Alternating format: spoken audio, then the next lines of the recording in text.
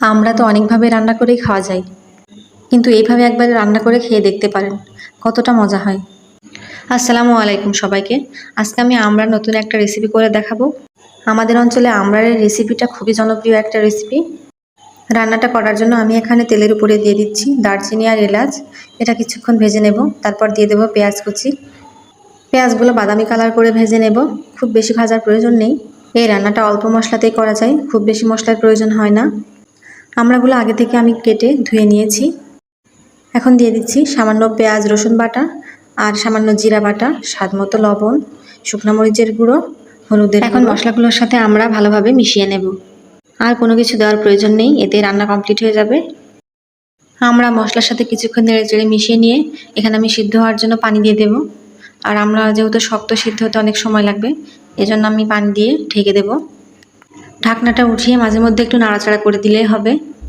এইভাবে আমরা রান্না করলে এতটা ভালো লাগে যে মাছ মাংসের স্বাদকে হার মানাবে। আমাদের গ্রাম অঞ্চলে আমরার সময় প্রতিটা ঘরে ঘরে কিন্তু এইভাবে আমরা রান্না করা হয়।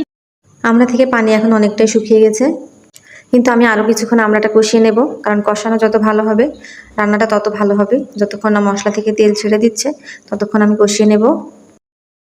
মশলা থেকে তেল ছাড়তে শুরু করেছে। এখন একটু ঘন ঘন আমড়াগুলো নেড়ে দিতে হবে, না হলে নিচে থেকে মশলাগুলো লেগে যেতে পারে। আমড়াটা আমি একদম ভাজা ভাজা করে ফেলছি, তাহলে এর কালারটা কিন্তু খুবই সুন্দর হবে।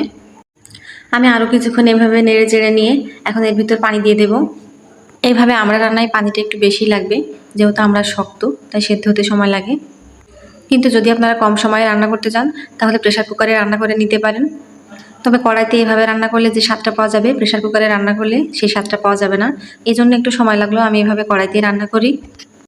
আবারও পানি দেওয়ার পরে আমি আরও কিছুক্ষণ রান্না করে নেব। মাঝে মাঝে শুধু একটু নেড়ে চেড়ে দিতে হবে। যারা একটু টক ঝাল মিষ্টি খেতে পছন্দ করেন তারা এর ভিতরে সামান্য পরিমাণ চিনি দিয়ে দিতে পারেন, কিন্তু আমি এখানে চিনি দিচ্ছি না। আমার একটু ঝাল ঝাল রান্না পছন্দ, আমি এই জন্য এইভাবে রান্না করছি। আপনাদের টক ঝাল পছন্দ হলে এখানে চিনি দিয়ে নেবেন, তবে খুব বেশি দেওয়া যাবে না, সামান্য পরিমাণ দিতে হবে। এই রান্নাটা কিন্তু ঝোল রাখা যাবে না, যেটা থাকবে গা মাখা থাকবে, তাহলে দেখতে সুন্দর লাগবে। আমি আর কিছুক্ষণ নাড়াচাড়া করে নামিয়ে নেব।